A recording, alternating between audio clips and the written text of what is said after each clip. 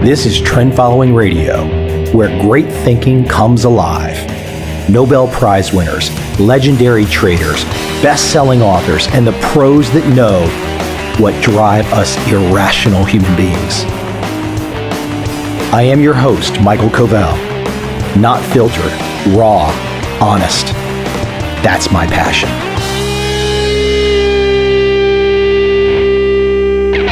My guest today is Jennifer Mueller.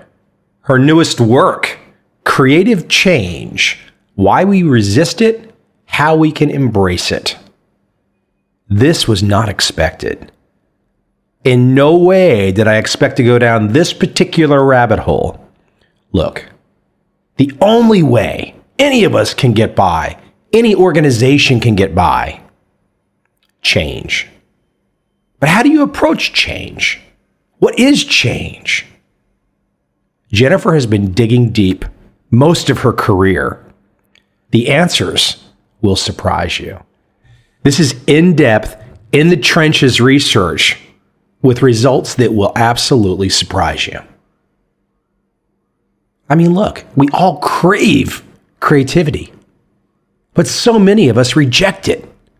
We say we like that creative whatever, but then we don't accept it. We all talk about Steve Jobs, but who wants to live the life of Steve Jobs? Jennifer gets inside this subject in a way that new and pro can understand. I hope you enjoy this conversation about creative change with Jennifer Mueller.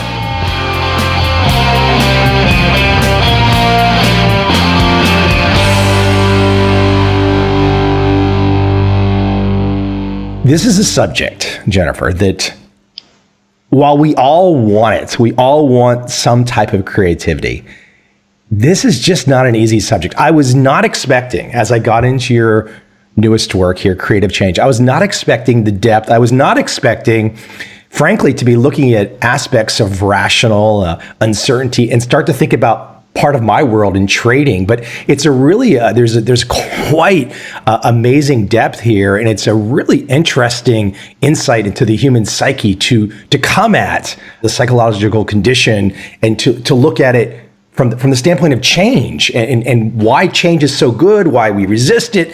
What was the initial start for you, the aha moment where you said, I'm going down this particular path? Oh, gosh. There's so many moments. You know how creativity is. It's never this one moment. It's a series of moments and series of moments when you have this aha, you test it out, and then you find there's something else. The initial moment was the moment when I realized that people have this love-hate relationship with creativity, but it was very hard to get them to hate, to admit the hate. So everybody would say, yes, love, or worst case scenario, irrelevant. Creativity is just not relevant to what I do.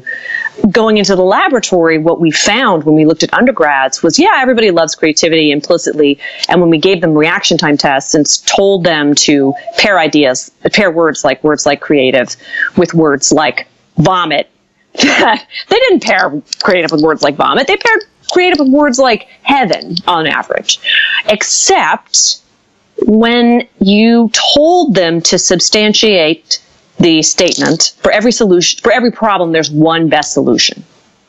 When you put them in that kind of a mindset that it was intolerant of uncertainty, what you found was that everybody said, oh yeah, creativity is great, but the reaction time tests, they showed that people associated creativity with words like vomit more so than words like peace, love, and heaven. So what that said to me was people aren't admitting they have this fear of creativity. And then I started to go deeper. Like, what was it about creativity really? I mean, everybody says, yeah, we fear change. Well, so then I started to look at, what does that really mean?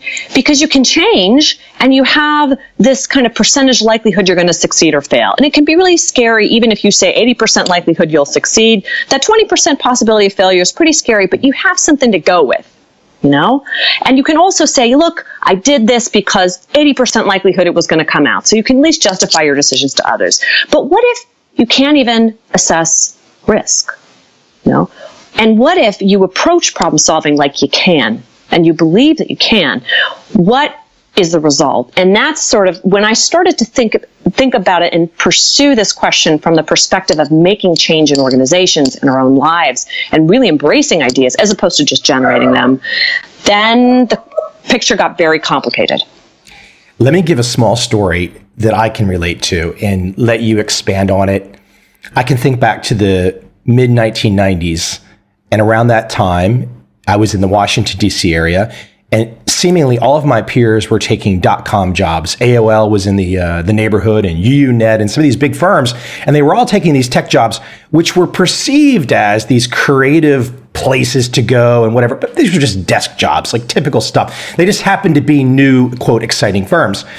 But I remember all those very people, when they heard what I was doing, trying to, launch a business online, to put a 4-page website up, to promote this content that I had, they would look at me like I was really bat blank crazy. It was like, I can't believe you're doing that. Why are you not getting a job doing this?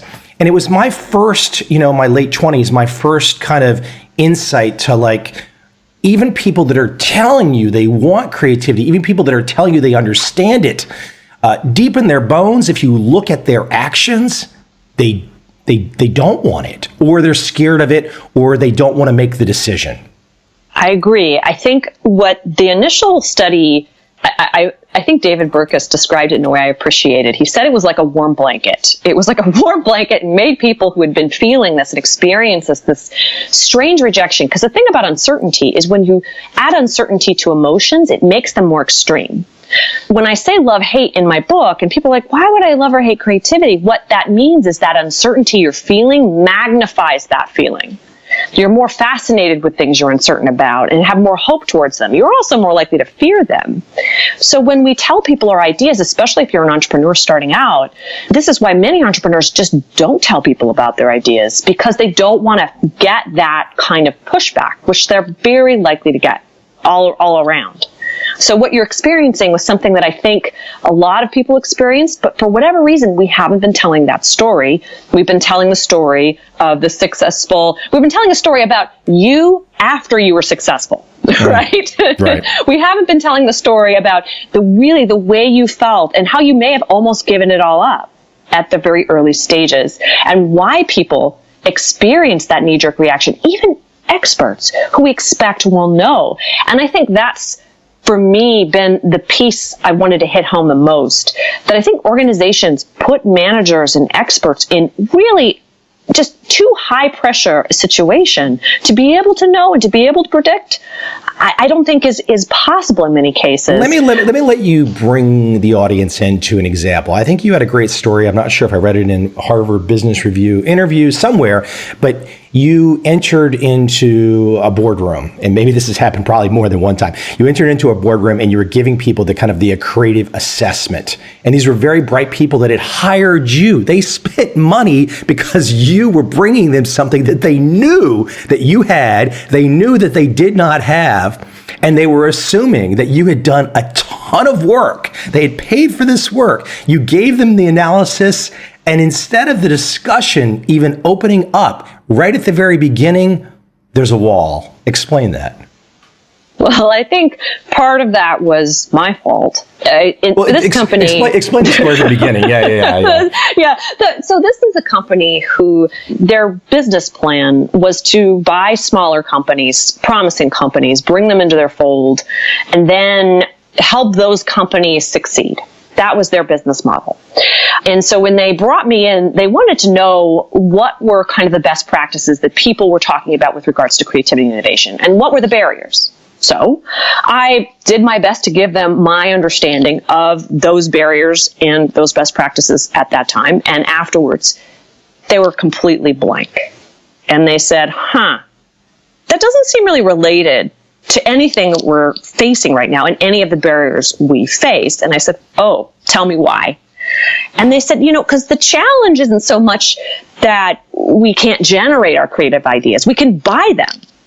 The challenge isn't so much we can't implement ideas and execute them, because we don't even ever get to that stage. we can't mass produce and scale because we can't even ever get to the point to where the prototype looks good enough for us to say yes. And what happens is we see these companies, they look great, we bring them into our fold, and all of a sudden over time, the ideas aren't that interesting anymore. So we sell them off, and lo and behold, a year later, 2 years later, they're super creative again. Tell us what we're doing wrong. Tell us what's happening. When I first encountered that question, I started to wonder whether or not the companies themselves were actually changing that much at all. These were medical device companies, so they change very slowly. Typically, they don't have like radically new product offerings over the course of a year or two. And so I started to wonder if what was happening was not that these companies were changing or the mothership company was squelching the creativity with bureaucracy, which is commonly what I hear a lot of people say, but if the decision makers themselves changed how they were evaluating the products. So when they first started considering, they first bought these products, perhaps it was, hey, we don't know if it'll make a profit. Let's just kind of try it out and see. And later on, wait a minute, these metrics don't look good. This isn't very good. This is just not good. And so I think the way people perceive metrics and how they evaluate them can shift depending upon the mindset that they're in and the level of uncertainty they tolerate. And how do you necessarily have a metric or an ROI on a brand new, wide open, blue sky creative idea? Where are the metrics for that? At some point in time, there's a certain aspect of jumping here, isn't there? Yes. And it's interesting. Some managers believe that there should be, believe you can measure anything, and I think it's just something that we just don't talk about, and businesses don't really talk about how they manage this problem. And I think what we find, though, is that when they do have the metrics itself indicates the idea has creative potential. That's what the metrics mean. If the metrics are bad, that's not a creative idea. If the metrics are great, it's a creative idea. The problem with that, and intuitively that might sound like really good. I mean, we need our metrics, right? The problem with early stage ideas is the metrics can be buggy. Crowds can form because other people are just following the crowd, not because they actually like the idea.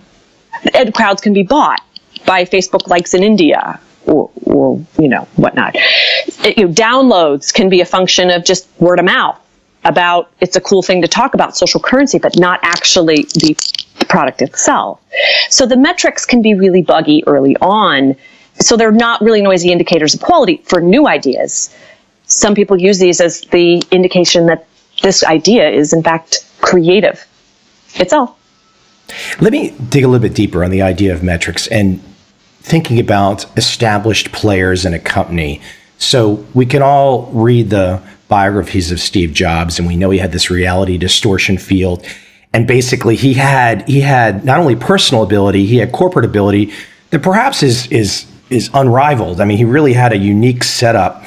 But for most operations, and this could be down at the individual level or a much larger corporate level, so we have this idea of show me the metrics on the new creative change idea. But there's another issue that you address in your work that I find really interesting, which is the reputational aspects. So, if I'm in the boardroom and I'm listening to a creative change pitch, if I even remotely perceive that this could be a threat to me, couldn't metrics possibly, the demand for metrics, couldn't that possibly be just a way to tamp down threats? I mean, look, at the end of the day, reputation is very much about money. So if you have a person who's in a position of power and the company is quite successful and has a certain product line, I mean, a lot of things can be deep sixed because you don't want to let your position be harmed. Yeah. What's interesting about that is initially when I started this work, I used to think this was all about CYA. You know what I mean? This is all cover your ass. This is you want these metrics because you want to be able to justify your decision to other people if they fail. And when you have creative ideas, the likelihood of failure is higher. But as I got into it more deeply and as I manipulated it in the lab, I tried to control out all this accountability and cover your ass. I tried to literally control it out of the problem to see if the problem would persist. If you give people money, they have to resources to allocate, and you tell them they have to justify their decisions, and you give other people no resources but just tell them they have to make a decision and justify it, do you still see this kind of bias emerge? And the thing is, you do. The one part of this is the politics, is the not wanting to be wrong and not wanting to fail. But the other part of this is you really just want to make correct decisions. You want to do the right thing for your company. You want to be able to produce something that won't give fear to others around you, like won't make discomfort around you. And so part of me is now starting to understand that there's a real hope to do good that comes from this, not in addition to the other side of it, which is, yes, there's also some benefit of having these metrics to cover your ass. Let me throw an example out that I have seen recently. So I spend most of my time in Asia, and I'm on airplanes, and I know from experience that if I fly on Singapore's national carrier or Thailand's national carrier or Japan's national carrier, it's typically a quite nice experience. ANA in Singapore, especially nice. Now, I was just in the States in December, and I happened to take a flight from Washington, D.C. to San Diego, from Las Vegas to Washington, D.C. And look, I'm on a United flight. Every seat is filled. The plane is obviously too small. And look, Americans have money. But it's really interesting to compare the creativity. For example, on a Japanese carrier, you're getting this, they're handing you these menus. You can read about the chefs, all this other kind of stuff. On the American carrier, you feel like you're just on like some kind of, I don't know what, a sardine can. It's an awful experience. But you look, the American carriers are not dumb. They know what the competition is doing. You say to yourself, why would you not want to innovate more, to give some more creative change to the flyer on the American carrier? Like, what's the roadblock there? I mean, it could be something as simple as like, hey, we got all the seats filled, we just don't care, which is kind of the feeling that comes across. But that really doesn't make long-term sense because carriers do change over the years. So it strikes me that when I look at the different sides of the world, and there's all kinds of reasons, maybe the state-owned carriers in Asia, have some more flexibility, et cetera. But still, at the end of the day, the customer wants that creative feeling. And it's kind of nice if you're sitting there and you're looking through the menu and it feels like, wow, somebody's really put some time into this. This feels cool. And that little moment there is memorable. And then it makes the whole experience different. What our work is starting to show is that more and more customers want that creative experience. But what happens is when you're a decision maker and you are accountable and you're in that position, your perception of what creative experience is shifts to be very different than how the customer defines it. It's very strange, but we do see that customers, what they think of when they think of a creative experience, they think of something that's beautiful. It's something that's not mass market. It's individual. It's kind of tailored. It's not necessarily, fashionable or highly feasible. Like you have the sense it's low-hanging fruit and easy to do. You have the sense that it took time or some sort of effort or thought on the part of the product itself is somehow doing things that are a little bit different than other places, that look different, that feel authentic, make you happy. These are things that people associate with creativity in the US. It turns out, though, that when people are in these mindsets that prioritize correctness, what I call in the book the how best mindset, they do think those things equal creativity, but they compete with the other things they care about, like it has to be feasible, easy to do, mass marketable, fashionable, widely socially acceptable. So everybody has to kind of approve of it, in other words. That's the rub right there. Rub. Everyone has to approve. Everybody has to approve. And so politically inside the organization, also the customer. And that makes it a very hard case for real novelty and a tailored experience because those things typically aren't so mass market and easily approvable. So we're talking creativity, we're bringing up innovation, but to really get this to happen, whether it's corporate-wide or internally, there has to be a disruption. Let's say we've already made the case that creative change is a good thing. We all want that. But to get there, there's a disruption that needs to occur. You have a great story. I would love for you to outline it. Even though people tell me it's one of the best movies of all time, I can't wrap my arms around it. I still don't know. I'm gonna have to watch it. I'm gonna have to watch it again now after reading your book, which is 2001: Space Odyssey. I mean, I still just. I mean, I want to pass out in the first, with the apes and the bones and stuff. Yeah. And then here I'm reading your book, and so I'm like, oh my gosh, I've got to go back there. Give me the case, the chimpanzee, the ape. Will the bone work? The choice. Paint this story that you put into your work. What's interesting is when I look on Amazon, this is the story that comes through for people. It brings it to life. It's so visceral. And the story, 2001, basically begins with this premise of what makes us sentient, what makes us unique in the world. And it's our tools. And so the first moment that humankind faced its tools was presumably, and it kind of dramatizes this moment. Who knows if this moment really existed, but we can imagine some kind of moment like it must have. And the moment is when it must have been ape-like humanoid sort of creature is living on this barren landscape. Really, you can tell that there's not a ton of water, and there's this one little watering hole. And this group of ape-like humanoids are sitting around the watering hole until one day a competing tribe comes and pushes them away from the watering hole. And they crawl away. They run away. And one day, a monolith appears, and the next day, one of the ape-like creatures, let's call him a caveman for the sake of argument, stares down at a bone. And he looks at his hand, and he looks at the bone, and he looks back at his fist, and he picks up the bone, and he starts to smash things. And he starts to realize it's really good at smashing things. And then all of a sudden, he smashes the head of the pig. And then it just shows them immediately taking the bone, and the next scene is the group of cave people standing around, all of them with bones. The other rival group comes to attack the clan, and that clan runs after them with their bones and starts killing them with the bones. And they're really effective. And they all kind of have this coordinated attack. And my point was to say, okay, this movie reflects our beliefs about creativity, that if we have a creative solution, we're going to win. And if we implement that creative solution well, we're going to win. And both those things are true. But it kind of presumes that having the creative idea is the big challenge, and implementing the idea is the big challenge to overcome. But there's a third step that I say had to happen, and that is the caveman had to convince himself and others to actually use the bone. And when you think about it in terms of hindsight, I mean, of course they should have used the bone. They won back the watering hole. He had to jump. He had to jump too. The jumping was taking the bone.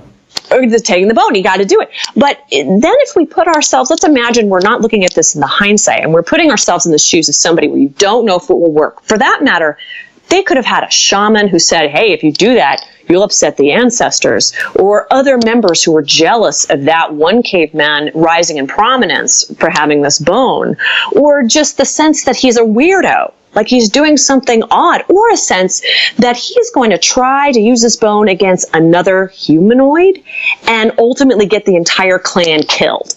There's a huge amount of uncertainty about whether or not this bone will actually work in war, and they don't know. And it could be that you could see a scenario where they decided just not to use the bone at all, just to kind of throw it away until the other clan, maybe for different reasons, decided to embrace the bone. And so I argue that it's that choice that's also helping them define their competitive advantage, that choice to embrace the creative idea. And it's so much harder than we've ever given it credit for. We don't believe it was hard. We believe that the caveman just needed expertise to know if the bone was good. But doesn't that sound crazy for me to say that? I just think if we get a bunch of Excel spreadsheets, we can just crunch the math and we're all going to know the answers on all this. We could run the numbers and assess the risk. And I'm saying, you know what? But there'll still be uncertainty. You can assess the risk, but you're still going to be uncertain. You can do that. But, the likelihood of your numbers being anywhere near accurate or valuable or useful is probably low. That story, it makes me think, my gosh, when Stanley Kubrick went to pitch that, I mean, what was he facing then? I mean, maybe it was such I don't know what the budget was at the time, but maybe it was such a bit thing. They just didn't care. You can do what you want to do. Or did he have to fight for it? And I can imagine there would have been a ton of executives in the room that were like, just literally walking out and going, my gosh, what are we dealing with today? And one of the reasons why I used 2001, aside from the fact that it was a hugely iconic, example, and it's really super visceral, is because it was one of the reasons why Star Wars was initially rejected by United Artists, or at least one reason given by one executive who compared Star Wars to 2001 and said, Star Wars, it doesn't have the angst. It doesn't have the kind of philosophical moments that 2001 was. And when you hear that comparison now that we hear that sounds like a crazy comparison. Like, how could you compare Star Wars to 2001? That makes no sense. But all I did was to use that to explain how sometimes experts use what they know to kind of run that risk assessment. And what they end up doing is they end up using what they know to see if it matches what they expect in this product that they're assessing. And of course it doesn't. And they assume that means it's bad. We want to fit things into a box, number one. Yes. But number two, this idea of comparing. So the comparing, there's not necessarily, if you, in hindsight, but there wasn't really a logical reason to compare the two, was there? Yeah, well, there was, in the sense that 2001 was one of the major, most lucrative sci-fi movies of its day. So if you think about Star Wars, the immediately what might come to mind, because you think of Star Wars as being another sci-fi movie, it should be in the same broader category. But we now know there's another category of movie that fits much better than Star Wars, and it was a Western. And the thing about a Western, though, is that there were other very lucrative Westerns of the day that this executive could have compared Star Wars to. My prediction, and I don't know this, of course, we can't know, but my prediction, if that had happened, that Star Wars would have been a much different kind of a sell, because it wouldn't have looked so weird. I mean, there's so many similarities to Western. You can think of the Millennium Falcon as the trusted steed, and the blaster like a gun, and and it has all of these moments leading up to the final battle. And once we have that kind of different category that has similarities, in some ways we understand that the actual specific differences aren't meaningful. Lucas didn't put either the selling story or the people to sell his story. He didn't exactly do the best job at that moment in time either, did he? I mean, he wasn't really, the people that were selling Star Wars were giving a comparison or a storyline that wasn't necessarily helping the film at that moment in time. Yeah, it's true. I mean, and it wasn't their fault. I think Lucas had something like 14 pages of handwritten notes at the time. I think he had more of a concept than an actual script. I think that he was really interested in Flash Gordon and all of that. So I think, what this film was going to be was somewhat in question. So I think there was a lot going on. So I do make that point in the book that it could be that a lot of failed ideas that executives didn't recognize, it could be a function of these executives had this kind of a how best way of viewing the world and wanting certainty and wanting to assess risk and know the metrics. It could also be a failed selling attempt. It could also be that new ideas have properties that make them naturally worse off metric-wise than the status quo. And that's important because most selling tactics will tell you to try to sell the benefits of something. So if you're selling insurance, how many people have used it? How often? Do you know somebody who has? And you have a lot of information to give that person, and you've sold it a lot, so you know what the objections typically are. But when it's new, you don't really know. And if you brought up the status quo, usually the new thing looks awful compared to the status quo. It's not been used before. Nobody knows about it. It hasn't been used by many people. For that reason, if you're not careful, if you try to sell things head on when they're new, you can end up down the path of just making people want to use what they're familiar with, as opposed to heading it sideways. Hey, I was just thinking, though, as you were talking about new acceptance, and I was thinking back to the iPod. Look, there were MP3 players before the iPods, small devices that would carry your music, probably put out. I'm sure Sony had at least one out, but none of that stuff caught until the guy in the black t-shirt did something. He crossed that chasm. I don't know if it was the enthusiasm, it was the cool factor, all the pieces of the puzzle that he seemed to either have figured out as a skill, or it was just his instinctive genius. I'm not sure which it was. I would assume by the time he passed on, he knew that he developed these were particular skills. Yeah, Steve Jobs had this way of, he had a real connection with his audience in the course of marketing his stuff. And what I noticed about him is he created this wonderful feeling of fit. He dressed a little bit different, but not too weird. He had like that mock turtleneck was just brilliant. It was kind of like basically Star Trek uniforms. Do you know? I've never thought about that. That's true.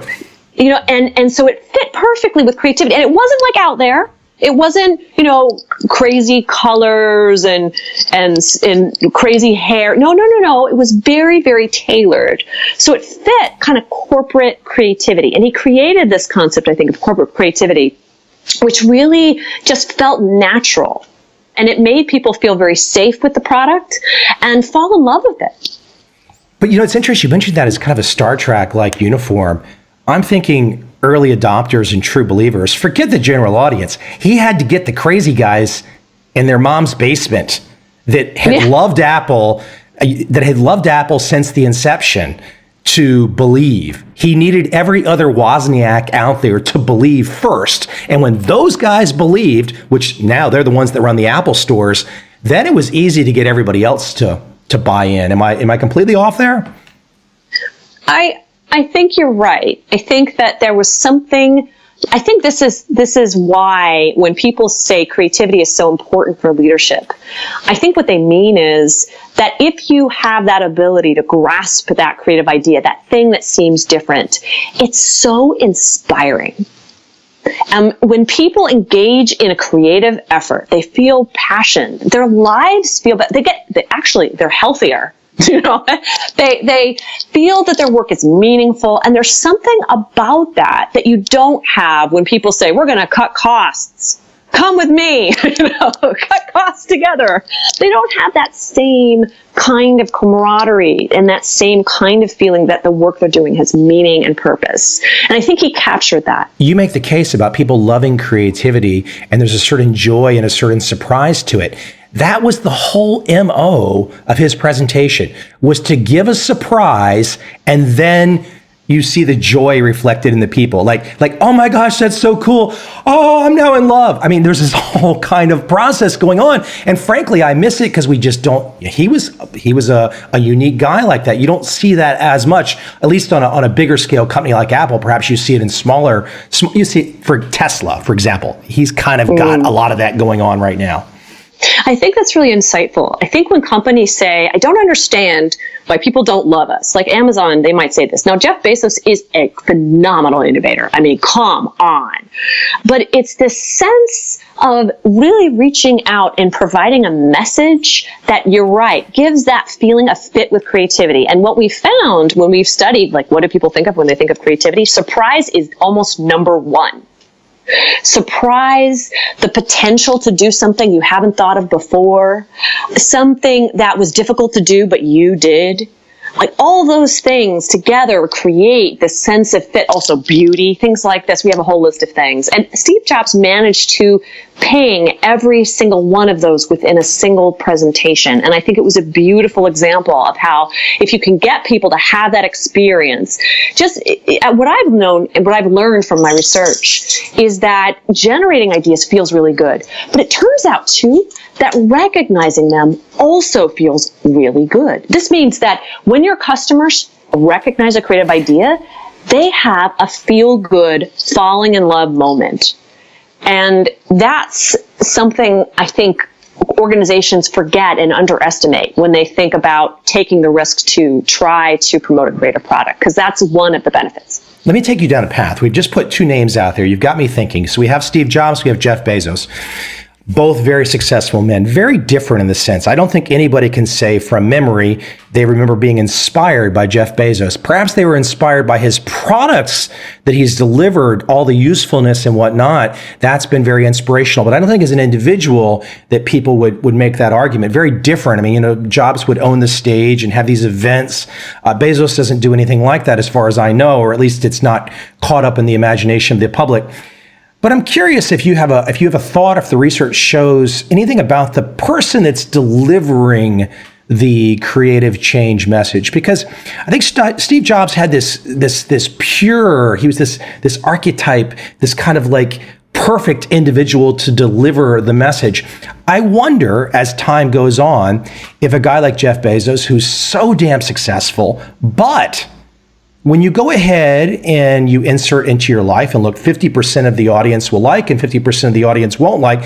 But when you insert into your life, for example, buying the Washington Post, which is highly political, which will keep half the audience happy and half the audience not happy, I wonder if that shifts the ability to deliver a creative change message in the future. Whereas Steve Jobs was kind of, as you described, the Star Trek guy. And nobody hates Star Trek, even if Star Trek encompassed all these different political persuasions.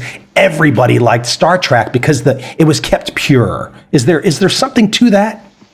I think so. And the way I would think about it, and the way I approach it in my book, is when you have a creative product or a company, what matters is fit.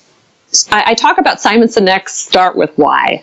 And one of the things I think he talks about in his TED Talk is, the why is so important. And I think it's an interesting idea. But what I have found is that more important than the why is, does the why fit with all the other pieces you have in play? And what I find about Jeff Bezos and Amazon is they do have so many innovative elements, but they also have this focus on super corporate, mass market. Is it super feasible? All of these things that, unfortunately, while they're wildly successful, diminish the customer's feeling of fit with creativity, per se. Because it's not about the individual. It's not about beauty above, maybe even potentially to the point of being less functional. You know what I mean? Hopefully not.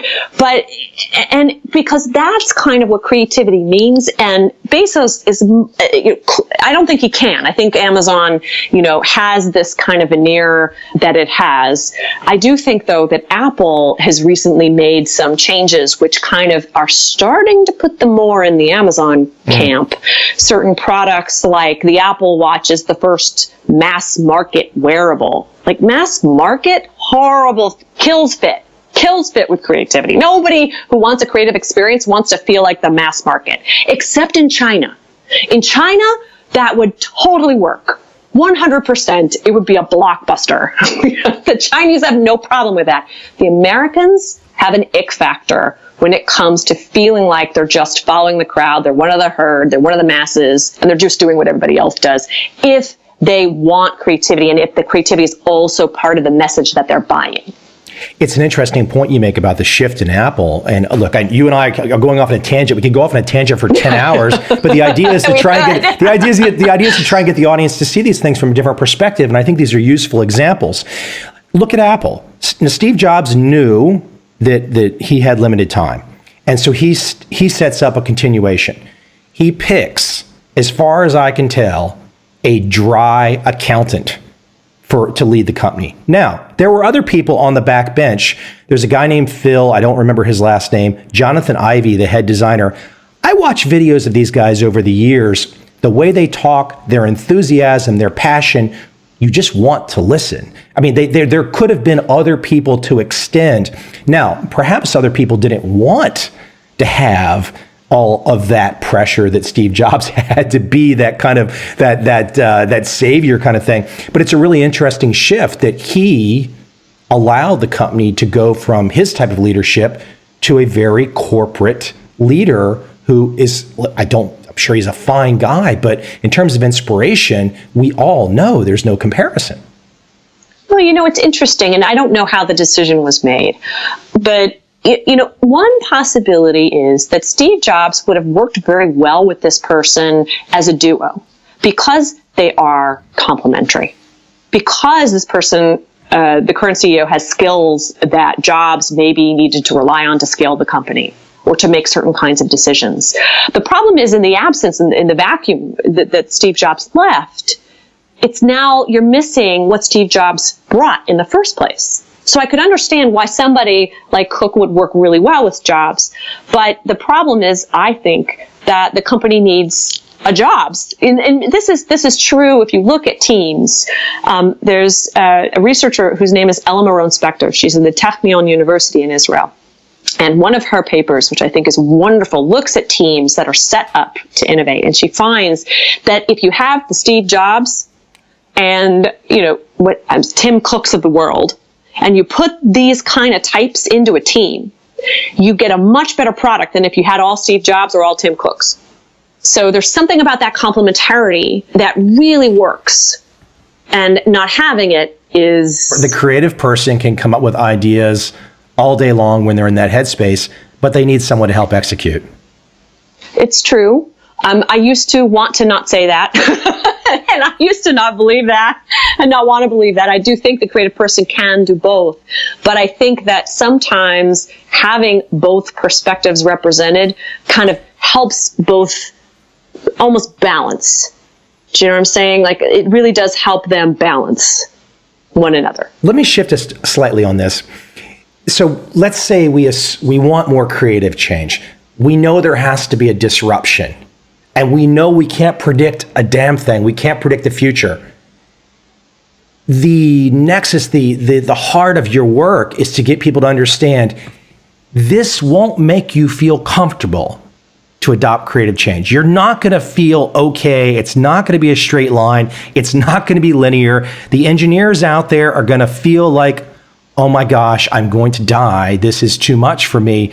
But there is this uncomfortable aspect to creative change, and this is part of the process, right? That's right. That's exactly right. And when you actually go through the process of unlearning something that you believed before or forgetting, that process can feel pretty horrible because you've established your whole way of thinking on this other way. The wonderful news, though, is that when people generate their own ideas, they tend not to have that same level of profound distress when trying to adopt them, because people love their own ideas. That's part of the trick, though, right? Let's say if you're just an individual and you want to become the next Steve Jobs, if you don't necessarily have all of the naysayers and you just want to kind of take a whack at it. I mean, for example, look at some of the kids on YouTube that just say, hey, I'm going to create a channel and I'm just going to put this up. And the next thing you know, they get the feedback, they get all this attention, they get the money coming in, and boom, it was just a one-man experiment. That's right. No, I think that when we generate creative ideas, we are in a space where our minds are accepting of the flexibility. Like, no one wants something imposed on them. No one wants change imposed on them, I think, is the other way to talk about it. And there's certain kinds of change that are imposed on us, but okay, we have a tax increase or a tax decrease by law. We have to do it. It's imposed on us. We don't like it, but we do it. And but it's congruent with the way we view the world. Like, that makes sense. Now, to imagine you were thinking of having a world where you would eradicate taxes completely. Now, that's just a different kind of a way to think about the problem. And that is just so different than change where you're simply changing within the way you believe the world should work. When you're thinking about a change that involves some fundamental overcoming some or dismantling some fundamental assumption that you have, that can feel extremely uncomfortable. And acknowledging that and being aware of that and finding ways to kind of move people away from having to know the answers. I think part of that discomfort is people believe they have to know. They have to know exactly what's going to happen. And when you put them in a circumstance where they don't, where you emphasize that, no, you don't have to know, but here's what we're going to do to find out what we can. And you can experiment and you can get curious. If you can evoke that curiosity, in some ways that mollifies the terror and turns it into something really productive. But this starts young. This starts really young, right? I mean, look, if you're taking the vast majority. I mean, look, I had a rebel problem, so I didn't really listen very well. And anything I was told to do, I really didn't want to listen because I don't recall teachers proving to me anything. I was just told this is how it was.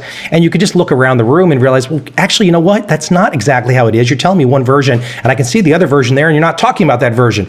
So if you have, entire populations that are continually going through the same, K to 12, the same college experience, the same desire to go through college with the blinders on that I will accept, or I will think that there will be a particular job out there for me, then it's much more difficult. And I think back to the great stories with Gates and Paul Allen. And, Gates was experimenting and his family was quite successful and maybe that allowed them to have a little freedom. But look, there's no excuses. People come from all walks of life. But Gates started very early with this innovative, entrepreneurial, creative mindset. So if you have somebody that's starting at 13 or 14 with that thinking, and I try to kick my nephews in the butt all the time, they've got a real leg up, even if they haven't been indoctrinated into the typical school system, because there's nothing in the school system.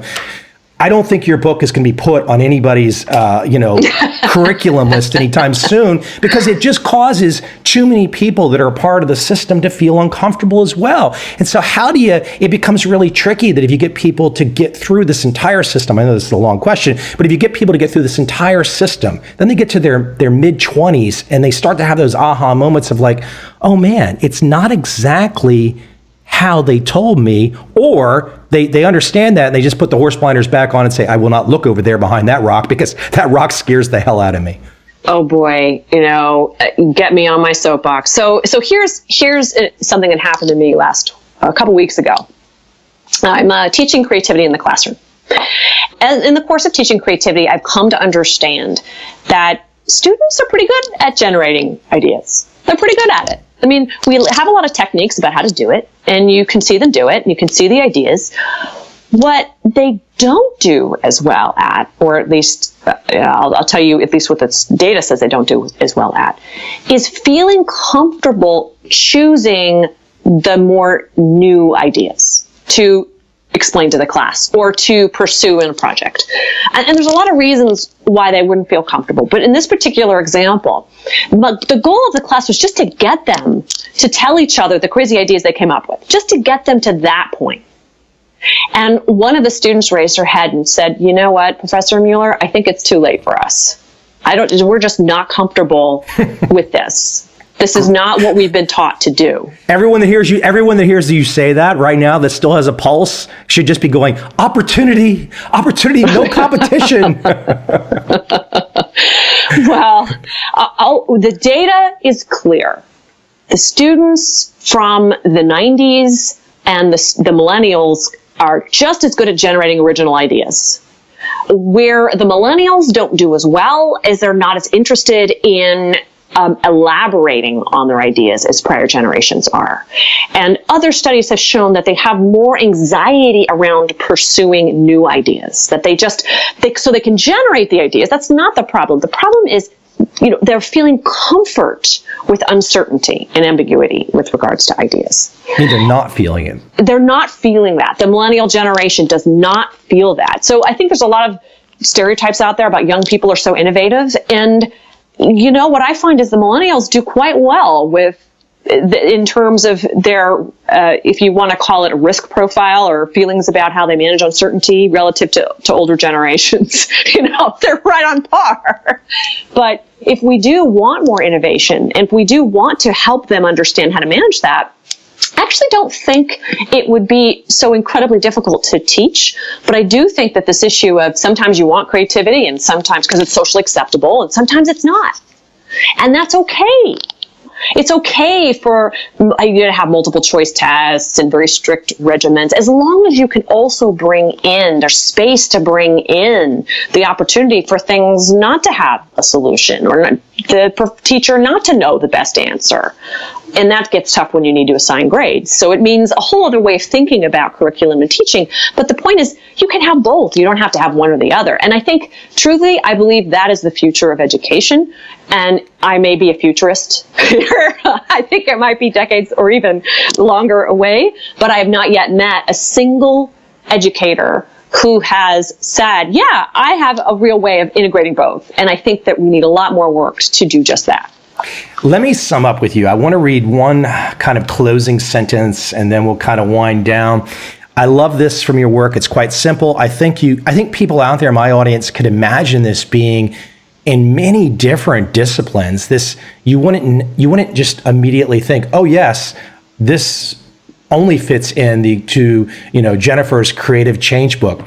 Quote, we have been managing creativity like it is a rational process of assessing risk instead of as a psychological process of managing uncertainty. Now, of course, we've talked about that throughout this conversation, but just to sum it up in a sentence like that, I mean, that's a sentence that, to the Wall Street traders I talk to, the hedge funds, they would instantly go, "Oh my gosh, that's our life too." It's frankly, it's everyone's life. And I think, obviously, a lot of us have to thank back to Kahneman and Tversky. I mean, these guys were laying this foundation.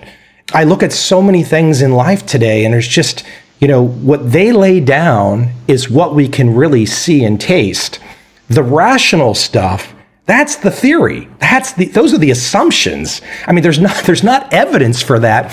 And still to this day, I don't think there's been any let up, because so many people have to defend their rational camp. Perhaps they put themselves down a PhD path, a corporate path, and rational is the word that they have to defend.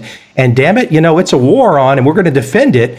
And Frank, I guess to some degree, it is a little bit of a war. People don't want to have this war necessarily. You want to kind of find out what the truth is. The truth is, back to Kahneman and Tversky, we're all just a tad bit crazy. But I mean, but this is where it's at, isn't it? Yes, it is. And I agree. And I agree even with your extreme word, war. I agree. I think there are people out there who have been, and part of this is MBA training. Part of this is how we train our students, that we train them with financial, in accounting and finance and these kind of disciplines. This idea that decisions, because leadership is all about making decisions. That's what leaders do. That's what they're supposed to do. And making good decisions has all been, even within psychology, has all been around the quality of the decision. And metrics are how you know if you have a quality decision. So I do think that there will be a renaissance of research coming out, of new leaders that we haven't necessarily seen before coming out and talking about this reality of how they manage their uncertainty. I think this book is probably one of, the first to come out to kind of really say, look, it's a psychological problem. Let's talk about the psychology so we can become more balanced. So my hope is that people won't say we have to throw the baby out with the bathwater, but instead say, you know what? We're out of balance. It's not just rational. It's not just emotional. It's the combination of the two. How can we make them work? Before I ask where we can send people to check you out, I have to share, since you threw the MBA term out there, I remember my very first day in an MBA program. I'm not going to tell you this story because I think I was necessarily right or coherent or whatever, but I remember I showed up in a ratty pair of blue jeans with holes and a ponytail. I don't currently have a ponytail, but I remember there was this one guy that showed up and he was wearing a suit, or he had like the blue blazer on with the 3 gold buttons, the country club attire, and I just remember his face looking at me. I still remember just that look of like, why are you here? Like, you don't fit here. Yes. I probably did. Yes. Creativity in a business school. Like, what? Like, that's crazy. In fact, one of the reasons why I think I started my work on bias against creativity is when I talk about creativity, I'll get, these are MBA students, right? So they're students, but many of them will say, oh, artists, they're so unfocused. They can't execute. They're wishy-washy. They're naive. So there's actually there's a whole lore around how to manage creativity, and in business, it's keep the creatives away from us. Yeah. Well, I'm sure now, 20 plus years later, I'm probably the only person from that class that ended up writing books about quantitative trading. So, it's kind of, it's the full circle. But why shouldn't it look like that? Yeah, that's what it does look like. That's what creativity looks like. But the fact there's little tolerance for it in that community, I think is something that's a huge opportunity, because business schools need creativity more than ever. Yeah. Jennifer, where can we send everybody? It's been fun chatting. Where can we send them? The book's out now, right? The book's out at midnight. The book's out on the 17th, which is tomorrow. Yes, you can find me on jennifersmueller.com, Jen S. Mueller for my Twitter handle. Of course, if you go on Jennifer S. Mueller, what you might find, or you will find, are a bunch of stories that people have shared with me that I'm starting to post online. So one of the things this book has is going deep into the problem, but some solutions. And these solutions are my first best attempt at providing something of value. But I'm hoping that your listeners and others might go in and try some of these solutions and write me about how they're wrong or how to tweak them or how you felt it worked best so that I can post these stories so other people can learn how to make creative change. It's a real challenge. I think we've covered a lot of territory today, which probably gets people thinking about that challenge. And again, it kind of sums with that battle between the rational and the psychological and managing the uncertainty. It's that rub that everyone needs to get a better handle on. And I have a feeling years from now we'll still be at this. Not the same place. We'll have learned a lot more, but I have a feeling human nature is going to slowly evolve to these better ways of perhaps looking at and managing uncertainty. I think you're right. Jennifer, it's been fun. Let me know when the next work comes out. I'm sure another chat would be great. Thank you, Michael. It was so much fun. I really appreciate you taking the time out.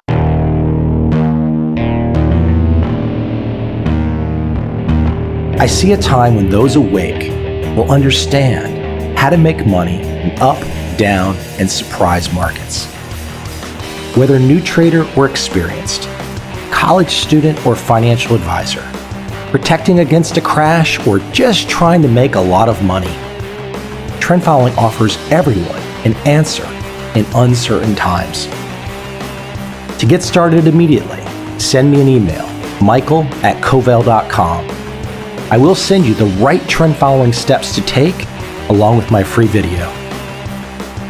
But if you want to buy and hold, trust the government and trust Wall Street, this is absolutely not for you.